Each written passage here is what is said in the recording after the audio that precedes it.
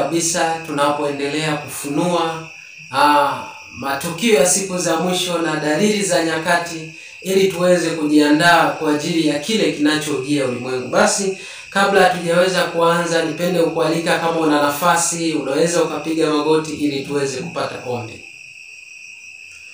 Baba yetu mwema, mtakatifu, ketie mahali pa juu mbinguni, tunasema asante kwa wema wako na ulinzi wako ambao umetulinda mpaka masaa haya. Jina lako litukuzwe. Tunaomba utusamee na utuhurumie ambapo tumeacha kujifunza maagizo yako na kutambua dalili za nyakati, tunaishi kipindi gani, ili tuweze kujiandaa. Tusamee masaa haya, tupatie nafasi ya kuweza kujifunza maneno yako ili tujiandae kabla hatujachelewa. Kuwa pamoja na msikilizaji wangu na mtazamaji wangu ili tuweze kujifunza kile ambacho umekusudia kwa siku ya leo. Tunaomba tukiamini utakuwa pamoja nasi, kupitia jina la mwanao Yesu Kristo tumeomba, amina.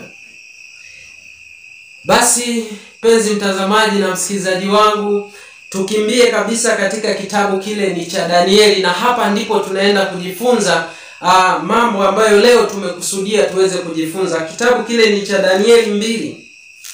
Katika kitabu cha Danieli 2 utaona kabisa hapa kuna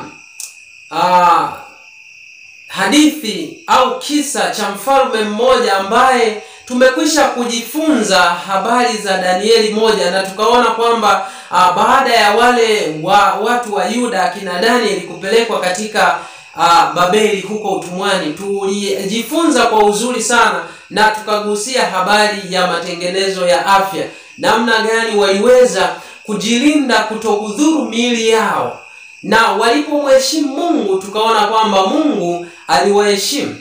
Sasa katika kitabu cha Danieli 2 hapa tunaona kwamba baada ya huyu mfalme kuendelea, Mungu akaamua kumfunulia ndoto fulani ambayo hii ndoto hakutaka huyu mfalme aweze kuifahamu. Na tunaona kabisa kwamba mfalme anapata shida kwa sababu alishindwa kuelewa ndoto hii na tafsiri yake. Lakini tunaona kwamba mtumishi wa Mungu Danieli kwa sababu alikuwa ni nabii wa Mungu, ni nabii aliyemcha Mungu, ni nabii aliyekubali kufuata maelekezo ya Mungu, na ndiyo maana akapata kibali machoni pa Bwana, na Bwana akaamua kumtumia. Kwa hiyo hata sisi kama utakubali kufuata maelekezo ya Mungu, Mungu yuko tayari kunitumia, Mungu yuko tayari kutumia. Kwa hiyo tunaona kwamba mfalme alipoota ndoto ambayo alishindwa kuielewa, na ndipo tunaona kwamba mfalme anaita wale ambao walikuwa wanawategemea. Hebu tukimbie kabisa katika kitabu cha Danieli 2 tukianzia kabisa mstari ule wa kwanza. Anasema, hata katika mwaka wa pili wa kumiliki kwake Nebukadreza aliota ndoto, na roho yake ikafadhaika, usingizi wake ukamwacha. Ndipo mfalme akatoa amri kuwaita waganga na wachawi na wasihiri na wakaldayo wapate kumweleza mfalme ndoto yake. Anasema, basi wakaingia wakasimama mbele ya mfalme. Mfalme akawaambia, nimeota ndoto na roho yangu imefadhaika hata nijue tafsiri yake. Lakini anasema fungu la 4, ndipo hao wakaldayo wakamwambia mfalme kwa lugha ya Kiaramu, mfalme uishi milele, tuambie sisi watumishi wako ile ndoto, nasi tutakuonyesha tafsiri yake. Mfalme akajibu akawaambia, fungu la 5, wakaldayo, neno lenyewe limeniondoka, msiponijulisha ile ndoto na tafsiri yake, mtakatwa vipande vipande na nyumba zenu zitafanywa jaa. Hebu angalia, wanapewa maagizo hao kwa sababu mfalme alikuwa anategemea sana waganga, wachawi. Lakini tunaona anawaambia kwamba maana walikuwa wameshazoea kumtafsiria ndoto. Sasa tunaona wanapewa agizo kwanza waweze kumkumbusha hiyo ndoto ilikuwa inasemaje, lakini pili watoe na tafsiri ya ile ndoto inamaanisha nini. Angalia kibarua kizito ambacho hawa wapendwa walikutana nacho. Anasema katika fungu la 6, bali kama mkinionyesha ile ndoto na tafsiri yake, nitawapa zawadi na thawabu na heshima nyingi. Basi nionyesheni ile ndoto na tafsiri yake. Fungu la 7, wakajibu mara ya pili. Angalia, wakajibu mara ya pili wakasema, mfalme, na tuambie sisi watumishi wake ile ndoto, nasi tutamuonyesha tafsiri yake. Mfalme akajibu akasema, najua hakika ya kuwa mnataka kupata nafasi, kwa sababu mmeona ya kuwa lile neno lenyewe limeniondoka. Lakini msiponijulisha ile ndoto, iko amri moja tu iwapasayo, maana mmepatana kusema maneno ya uongo na maneno maovu mbele yangu. Hata zamani zitakapobadilika, basi niambieni ile ndoto, nami nitajua ya kuwa mwaweza kunionyesha tafsiri yake. Mfalme akawabana wamweleze, maana wamezoea kumdanganya hawa wachawi na waganga na wasihiri. Basi hapa wamekosa ujanja, maana anawaambia wamuonyeshe ameota kitu gani na tafsiri yake. Wapendwa, ukumbuke kwamba hii ndoto ni Mungu mwenyewe ndio ameitoa. Ndio Mungu mwenyewe ameiweka kwa huyu kiongozi, huyu ni mfalme, lakini ni Mungu mwenyewe tena ndiye akamsaulisha. Hebu sikiliza wapendwa maneno haya. Hebu tuone kwamba hawa je, waliweza kuitafsiri? Fungu la 10 anasema, Wakaldayo wakajibu mbele ya mfalme wakasema, hapana mtu duniani awezaye kulionyesha neno hili la mfalme, kwa maana hapana mfalme wala bwana wala liwali aliyetaka neno kama hili kwa mganga wala kwa mchawi wala kwa Mkaldayo. Ni neno la ajabu hili analolitaka mfalme, wala hapana mwingine awezaye kumwonyesha mfalme neno hilo, ila miungu wasio na kikao pamoja na wenye mwili. Wachawi wakakiri kwamba hakika hamna mtu atakayeweza kufunua jambo hili, labda miungu wasio na kikao na wenye mwili. Sasa hapa kuna fundisho tunalipata. Wengi katika maisha ya kawaida wametegemea hawa binadamu, wamemtegemea mwanadamu. Hebu tuangalie Mungu alikwisha kuagiza nini katika kutegemea wanadamu. Kitabu ni cha Yeremia. Maana leo mtu akipata shida anakimbilia kwa mganga. Huyu mtu, hebu sikiliza Mungu anasema nini. Yeremia 17 mstari ule ni wa 5. Yeremia 17:5 anasema, Bwana asema hivi, amelaaniwa mtu yule amtegemeaye mwanadamu, amfanyaye mwanadamu kuwa kinga yake, na moyoni mwake amemwacha Bwana. Amelaaniwa ukiwa unaenda kwa waganga, ukiwa unamtegemea mwanadamu, kiongozi yoyote, hata kama ni wa dini. Kama unawategemea hao, unashindwa kumtegemea Mungu. Na dunia tuliyopo tumekwisha kuona wengi wanategemea watu, wanashindwa kumtegemea Mungu. Wamelaaniwa, Biblia inasema. Lakini tutaona kwamba mbele ya safari kuna watu ambao walimtegemea Bwana. Fungu la 7 anasema, amebarikiwa mtu yule anayemtegemea Bwana, ambaye Bwana ni tumaini lake. Kwa hiyo amebarikiwa yule amtegemeaye Bwana. Sasa tukirudi katika kitabu cha Danieli, tunaona kwamba hapa mfalme ameota ndoto na tafsiri imekosekana. Sasa mfalme anatoa amri kwamba wote wakatwe, kwa sababu wameshindwa kumtafsiria mfalme siri ambayo ameiota. Sasa tunaona miongoni mwa wenye hekima ambao mfalme alitaka wote wauliwe, walikuwemo hawa vijana ambao tuliwasoma kwenye Danieli 1, walimheshimu Mungu na wenyewe ilikuwa wauawe. Ndipo Danieli anasikia habari hizo za kuuawa. Anasema fungu la 17, ndipo Danieli akaenda nyumbani kwake, akawapasha habari kina Hanania na Mishaeli na Azaria wenzake, ili waombe, fungu la 18, ili waombe rehema kwa Mungu wa mbinguni kwa habari ya siri hiyo, ili kwamba Danieli na wenzake wasiangamizwe pamoja na wenye hekima wa Babeli. Danieli anaenda kuambia wenzake wamsii Mungu. Wapendwa, hawa ndio wanaotafutwa, wanaomtegemea Mungu, ndio wanaotafutwa katika kipindi hiki. Walikumbuka katika kitabu ni cha Hesabu 16, ndipo walikumbuka kwamba anayemtegemea Mungu atamtumia huyo. Kitabu ni cha Hesabu 16, Hesabu 12 mstari wa 6 anasema, kisha akawaambia, sikizeni basi maneno yangu, akiwapo nabii kati yenu, mimi Bwana nitajifunua kwake katika maono, nitasema naye katika ndoto. Siri za Bwana ziko kwao wamchao. Wanaomcha Mungu ndio wanapata siri zake. Kwa hiyo Danieli na wenzake wakaingia kumwomba Mungu. Mungu akawafunulia ile ndoto. Mungu akawapatia hekima ya ajabu. Mungu akamfunulia Danieli ndoto kwa sababu alimheshimu na kumtii Mungu. Sasa na hiyo ndoto ndiyo tunaenda kuiangalia, ambayo sasa Danieli aliweza kuonyeshwa nini maana yake.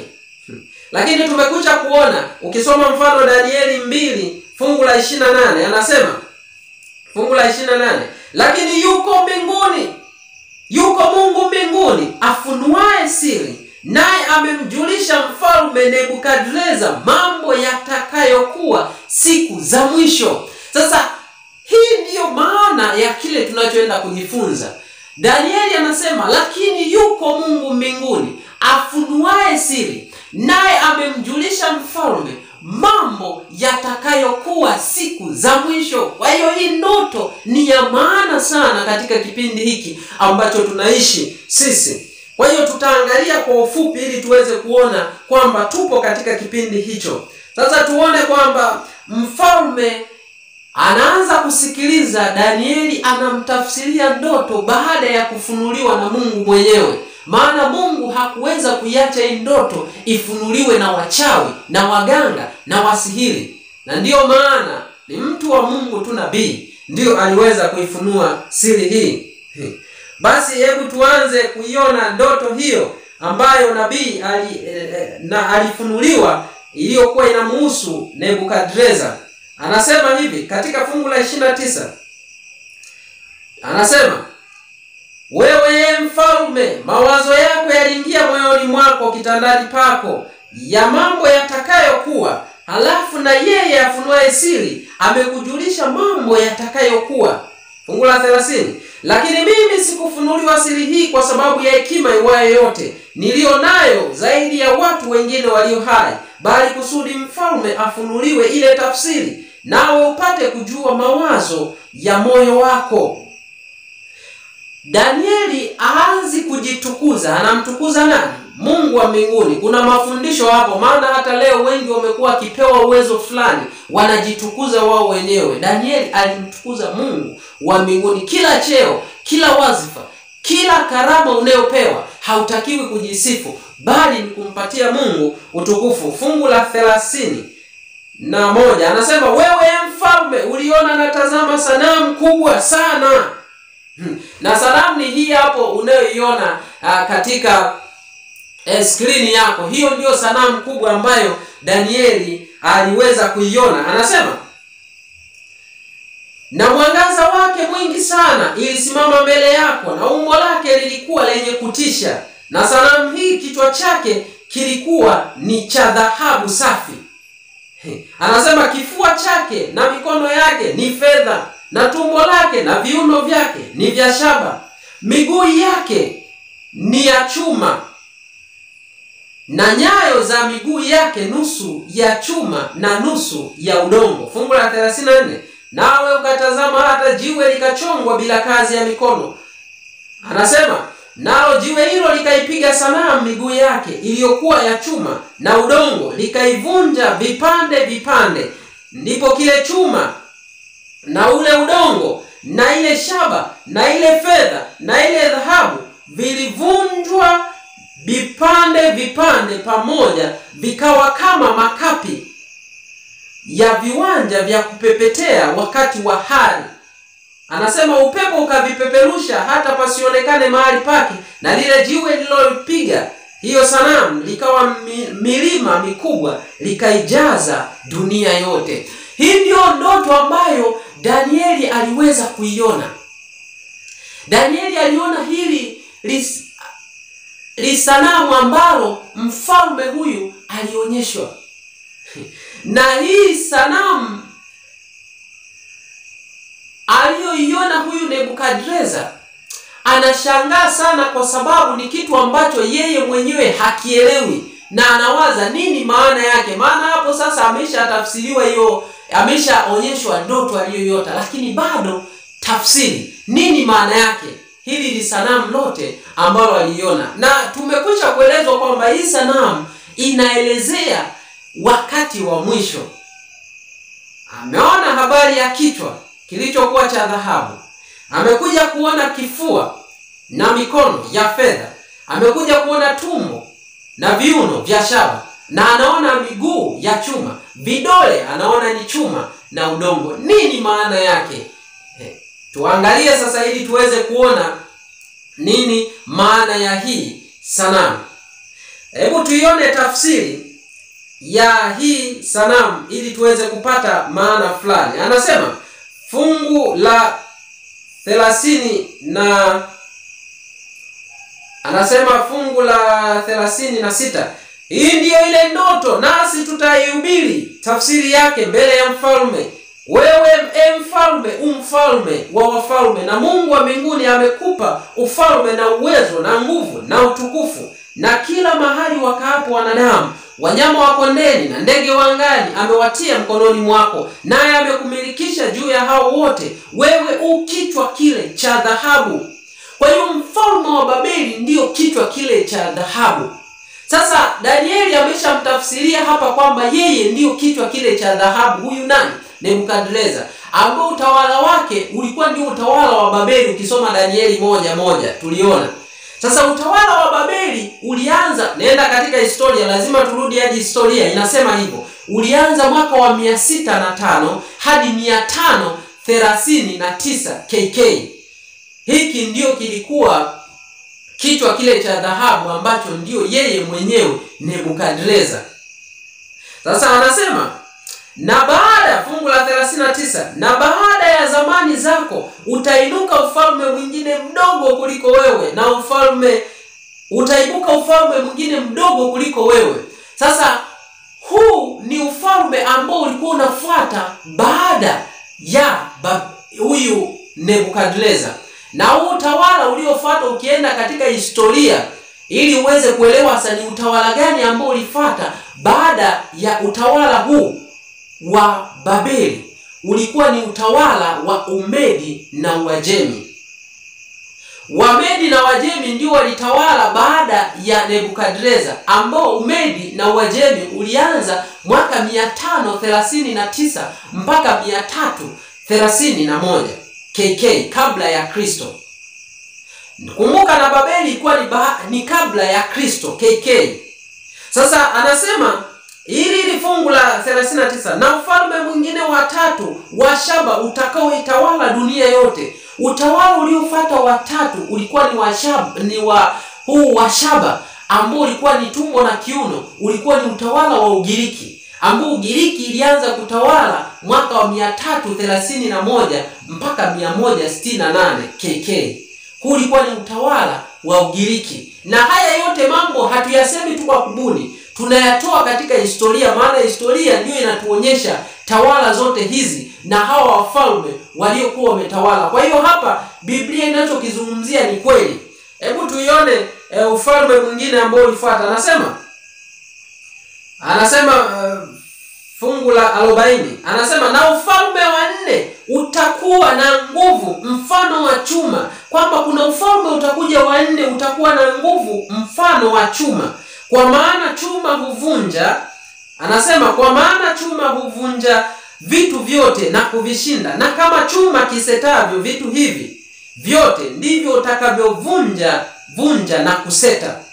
Na kama vile ulivyoziona hizo nyayo za miguu na vidole vyake kuwa nusu udongo wa mfinyanzi na nusu chuma, ufalme ule utakuwa ufalme uliogawanyika, lakini ndani yake zitakuwamo nguvu za chuma. Na kama vile ulivyoona kile chuma kimegawanyika, kimechanganyika na udongo wa matope, anasema na kama vidole vya zile nyayo vilivyokuwa nusu chuma na nusu udongo, kadhalika ufalme ule utakuwa nusu yake una nguvu na nusu yake umevunjika.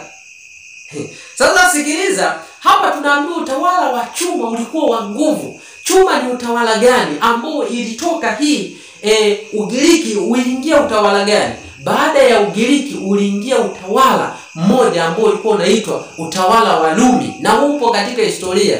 Utawala wa Rumi umeanza mwaka wa 168 KK kabla ya Kristo. 168. Tunaona kwamba huu utawala umetawala mpaka kabisa mwaka wa 476 baada ya Kristo. 168, maana miaka ilikuwa inashuka, kwa hiyo ilishuka mpaka ikaisha ikaanza kupanda tena mpaka 476. Utaanza kuona kwamba huu utawala umetawala mpaka huko.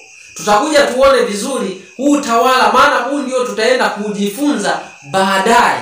Tutauangalia ili tuweze kuelewa. Sasa hapa ukishuka chini kabisa, wanasema kwenye vidole kule kuna vidole 10 ambavyo vilikuwa nusu chuma nusu udongo.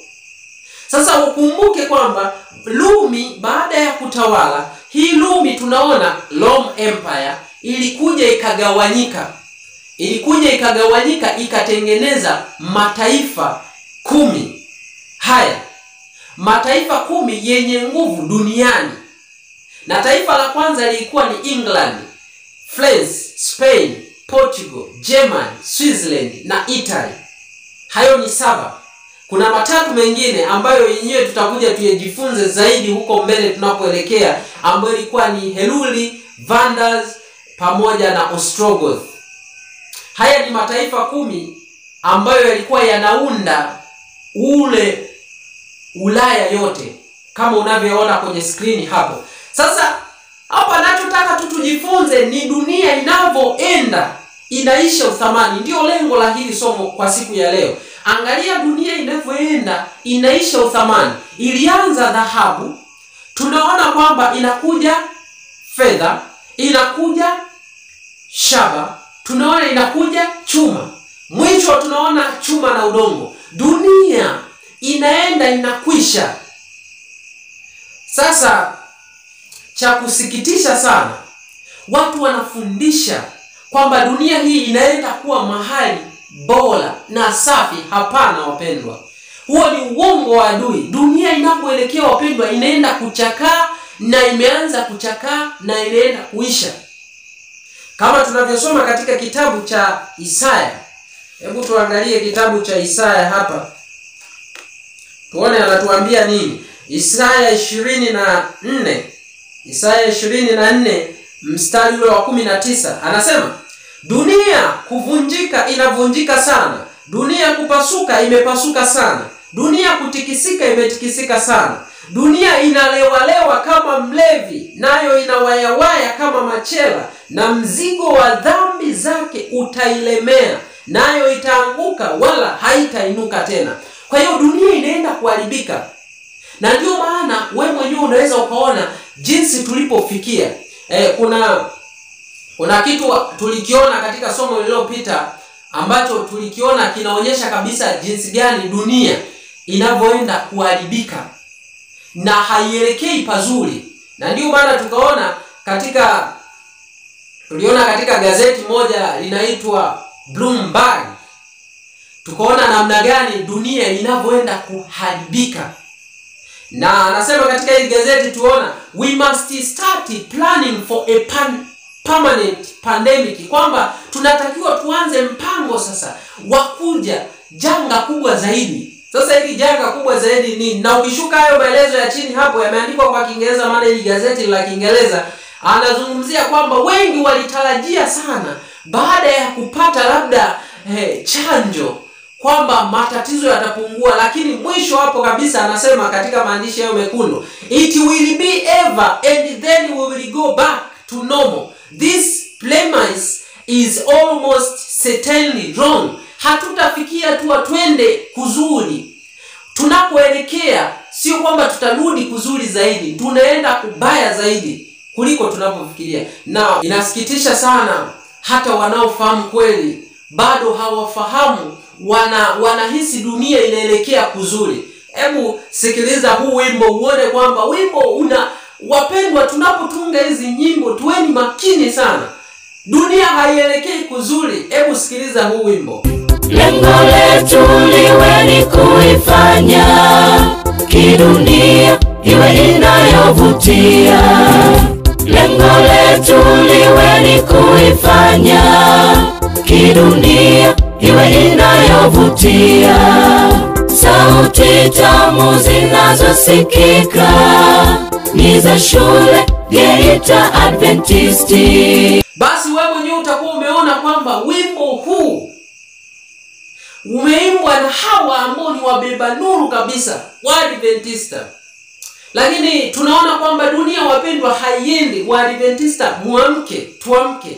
Dunia haiendi kuwa nzuri hata kidogo. Ni nyongeza tu ya shetani kuweza kutufumba macho tusijue tunakoelekea, tukabweteka na kuanza kuiangalia dunia hii ambayo inaenda kuharibika. Na nataka nikueleze, tunaelekea mbele ya safari huko ambako tunaenda kuyafunua ya mambo vizuri, maana najua kuna watu humu wa imani tofauti na wanatamani kuelewa haya mambo. Tunaenda taratibu. Kuwa mvumilivu msikilizaji wangu, utaweza kunielewa vizuri, maana nafahamu natamani kuelewa mengi zaidi. Kwa hiyo tunakoelekea ni kubaya zaidi tulikotoka, na hii ndoto ilikuwa inaonyesha namna gani dunia inavyoenda kuharibika. Leo watawala wa ulimwengu wanaenda kabisa kubadili sheria za Mungu na kuweka sheria za wanadamu. Na ndio maana hebu tuangalie wito wa Waadventista wa Sabato katika kitabu kile ni cha, tumekwisha kuiona, hii ni testimony for the church, shuhuda kwa kanisa, gombo lile la 9 ukurasa wa 19. Anasema, kwa namna ya pekee Waadventista wa Sabato wamewekwa ulimwenguni kama walinzi na wachukua nuru. Kwao limekabidhiwa onyo la mwisho kwa ulimwengu unaopotea. Juu yao inang'aa nuru ya ajabu kutoka katika neno la Mungu. Wamepewa kazi muhimu na nzito sana, utangazaji wa ujumbe wa malaika wa kwanza, wa pili na watatu. Hakuna kazi nyingine yenye umuhimu mkubwa kama hiyo. Hawapaswi kuruhusu jambo lingine lolote kuingilia kati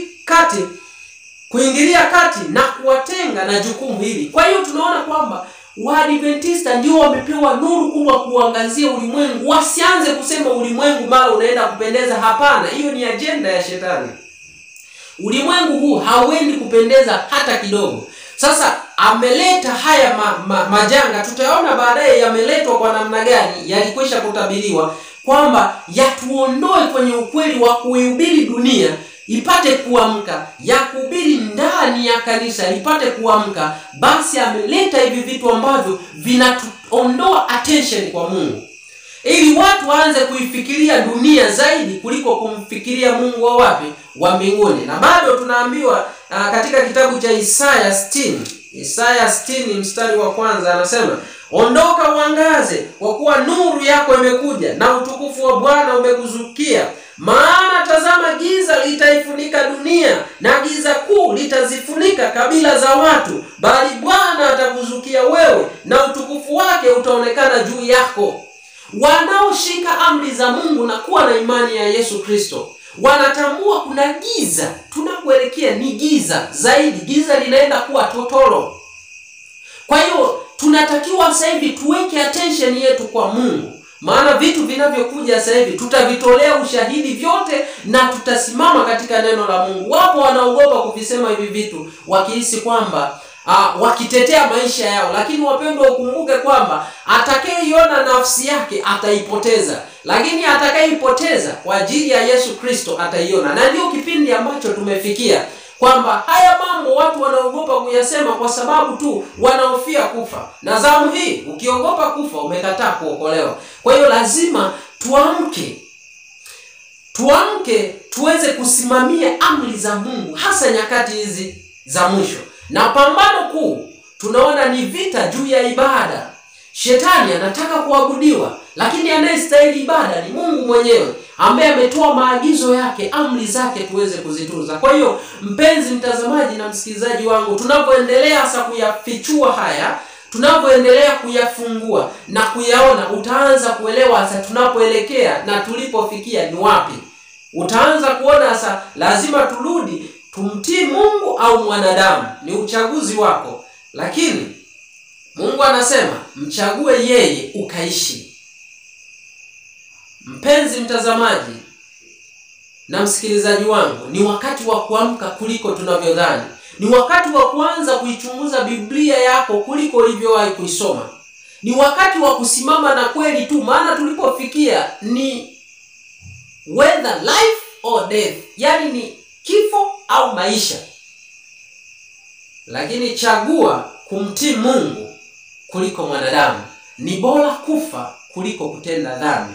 Tutazidi kuendelea na tutaendelea kuyafunua haya hata kwenye ufalme huu tuliuona wa chuma. Tutauendelea kuelekeza, maana mtazamaji, najua kuna wageni hawaelewi mnyama ni kitu gani, na tushakwisha kueleza huko nyuma. Tutaendelea taratibu, utaanza kuelewa wapi tunaelekea. Bwana akubariki.